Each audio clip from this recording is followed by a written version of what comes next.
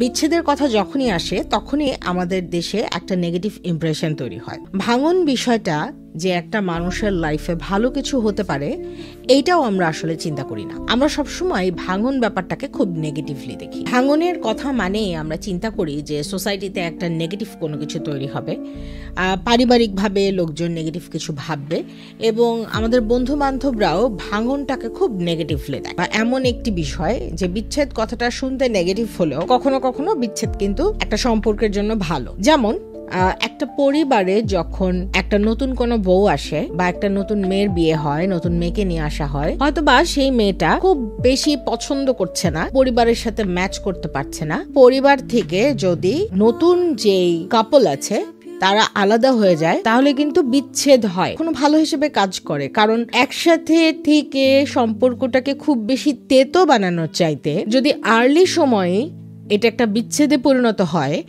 তাহলে কিন্তু সম্পর্ক ভালো থাকে।